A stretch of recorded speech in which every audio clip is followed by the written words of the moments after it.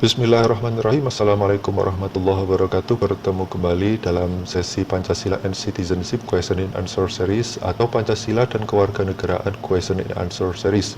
Kali ini kita akan membahas apa yang dimaksud dengan keadilan hukum. Jadi di sesi lain telah kita bahas mengenai negara hukum. Nah, sekarang kita akan membahas mengenai apa yang dimaksud dengan keadilan hukum. Nah, yang pertama mengenai definisi keadilan itu, jadi keadilan itu memberikan kepada setiap orang apa yang menjadi haknya.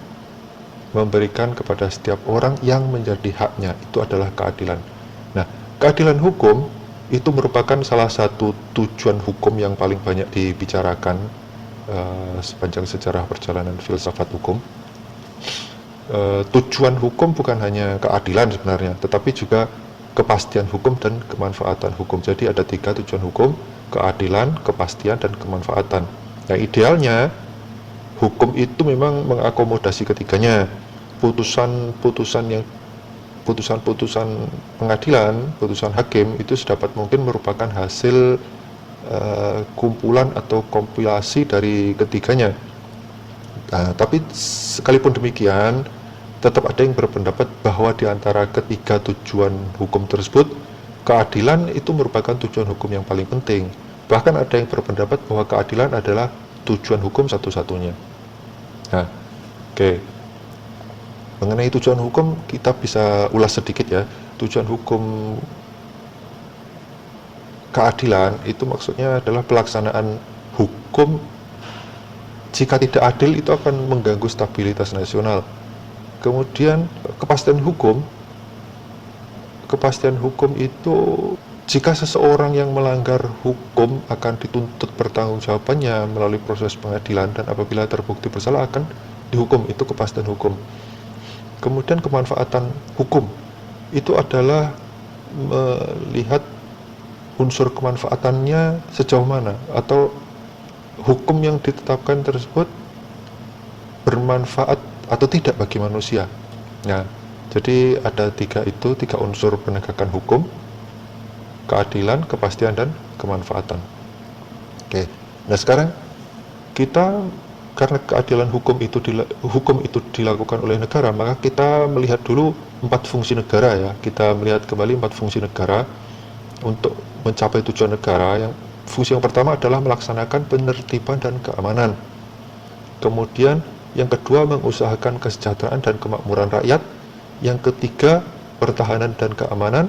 Yang keempat, menegakkan keadilan, yaitu kepastian hukum melalui badan peradilan. Jadi kepastian hukum atau putusan hukum yang berisi keadilan, kepastian, dan kemanfaatan itu merupakan salah satu fungsi negara. Nah, keadilan hukum di Indonesia bagaimana? Perlindungan terhadap warga negara serta menjaga ketertiban masyarakat itu telah diatur dalam Undang-Undang Dasar Negara Republik Indonesia tahun 1945, pasal 24, 24A, 24B, 24C, dan 25 tentang kekuasaan kehakiman, serta Undang-Undang Nomor 48 tahun 2009 tentang kekuasaan kehakiman. Bahwasanya kekuasaan kehakiman dilakukan oleh sebuah Mahkamah Agung dan badan peradilan yang berada di bawahnya dalam lingkungan peradilan umum, lingkungan peradilan agama, lingkungan peradilan militer, lingkungan peradilan tata usaha negara, dan oleh sebuah mahkamah konstitusi untuk menyelenggarakan peradilan guna menegakkan hukum dan keadilan. Ya, ini perlindungan terhadap warga negara ada di poin-poin ini. Oke, kemudian permasalahan kehidupan bermasyarakat, berbangsa, dan bernegara yang terkait dengan masalah penegakan hukum atau keadilan hukum biasanya ada dalam beberapa hal. Yang pertama, perilaku warga negara, khususnya oknum aparatur negara, banyak yang belum baik atau bisa dicontoh, seperti masih ada KKN, korupsi, kolusi, nepotis, kemudian suap, kemudian premanisme, pungutan liar, dan lain sebagainya. Yang kedua, adanya konflik dan kekerasan sosial. Ada SARA, ada tawuran, ada mengenai hak asasi, dan sebagainya. Kemudian yang ketiga, kasus ketidakadilan sosial dan hukum yang belum diselesaikan atau ditangani secara tuntas. Kemudian yang keempat, penegakan hukum yang lemah bagaikan pisau yang tajam ke bawah tapi tumpul ke atas, tidak berlaku bagi semua orang, tapi jadi penegakan hukum itu seakan-akan hanya untuk orang-orang yang lemah saja, bagi orang yang berfinansial tinggi atau memiliki kekebalan hukum itu tidak akan bisa terjangkau oleh hukum. Nah, kemudian yang kelima, adanya pelanggaran oleh wajib pajak atas penegakan hukum dalam bidang perpajakan. Nah, ini ada beberapa hal ini yang biasanya ada dalam kehidupan masyarakat berbangsa dan bernegara terkait dengan masalah penegakan hukum atau keadilan hukum. Nah, kemudian meskipun demikian tentunya ada masalah-masalah lain yang juga bisa terjadi selain dari beberapa hal tersebut.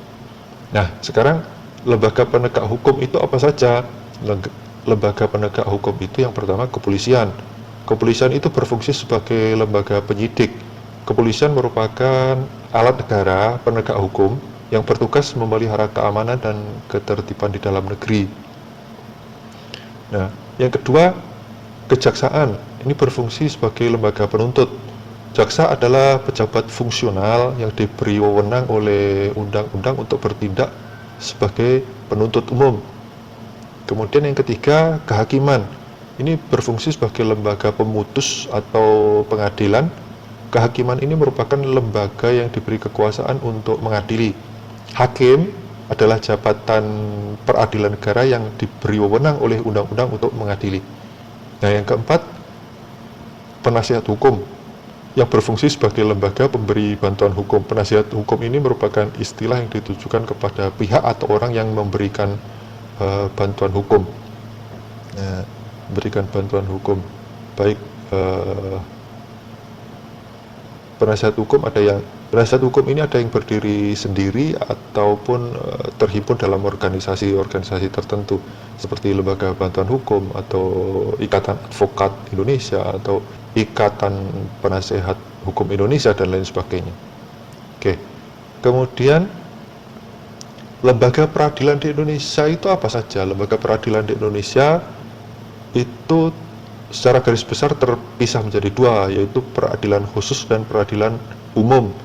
Peradilan khusus itu adalah peradilan yang berwenang mengadili perkara-perkara tertentu atau mengadili golongan atau kelompok rakyat tertentu. Nah, peradilan khusus ini terbagi menjadi 3 bentuk. Yang pertama, peradilan agama, diatur dalam Undang-Undang Nomor 50 Tahun 2009. Ini sebagai perubahan kedua atas Undang-Undang Nomor 7 Tahun 1989. Nah, yang kedua, peradilan militer. Ini menurut Undang-Undang Darurat Nomor 16 Tahun 1950. Kemudian diperbaharui menjadi Undang-Undang Nomor 31 Tahun 1997 tentang peradilan militer. Nah, kemudian yang ketiga, peradilan tata usaha negara diatur dalam Undang-Undang Nomor 5 Tahun 1986, kemudian diperbaharui menjadi Undang-Undang Nomor 9 Tahun 2004. Nah, yang kedua, selanjutnya adalah peradilan umum. Peradilan umum ini merupakan salah satu pelaksanaan kekuasaan kehakiman bagi rakyat pencari keadilan pada umumnya. Tingkatan atau badan pengadilan itu ada 3. Yang pertama, pengadilan negeri, dikenal pula dengan istilah pengadilan tingkat pertama, yang wewenangnya itu meliputi 1 daerah tingkat 2, kabupaten atau kota madya, Dati 2 tingkat 2, untuk menyelesaikan perkara dalam tingkat pertama dari segala perkara perdata dan perkara pidana sipil untuk semua golongan penduduk. Nah, kemudian yang kedua adalah pengadilan tinggi yang berkedudukan di setiap ibu kota provinsi. Ini dipergunakan untuk pengajuan banding apabila putusan hakim pengadilan negeri itu dianggap oleh salah satu pihak belum memenuhi rasa keadilan atau kebenaran. Nah, yang ketiga itu adalah pengadilan tingkat kasasi. Dipergunakan apabila putusan hakim pengadilan tinggi dianggap belum memenuhi keadilan dan kebenaran oleh salah satu pihak, maka pihak yang bersangkutan dapat meminta kepada Mahkamah Agung. Demikian. Nah, kenapa ada pembagian lembaga peradilan khusus dan peradilan umum? Kita bisa mereview sedikit bahwasanya ada dua pembagian besar hukum ya. Yang pertama, hukum privat, yaitu hukum yang mengatur hubungan antar manusia individu. Ini menyangkut kepentingan pribadi, misalnya masalah jual beli, sewa, pinjam, waris, dan lain sebagainya. Nah, yang kedua adalah hukum publik, yaitu hukum yang mengatur hubungan antara negara dengan organ negara atau hubungan negara dengan perseorangan, dengan rakyat, menyangkut kepentingan umum seperti terjadinya perampokan, terjadinya pencurian, pembunuhan, penganiayaan, dan tindakan kriminal lainnya. Nah, maka ada beberapa jenis lembaga peradilan yang dibentuk untuk menangani perkara-perkara yang berbeda-beda. Oke, demikian mengenai keadilan hukum, pembahasan mengenai keadilan hukum. Semoga bermanfaat. Quote kita kali ini, ketika mencari anggota tim, carilah berdasar attitude, bukan berdasar talenta. Talenta dapat dipelajari, tapi attitude susah untuk diperbaiki. Terima kasih, semoga bermanfaat. Assalamualaikum warahmatullahi wabarakatuh.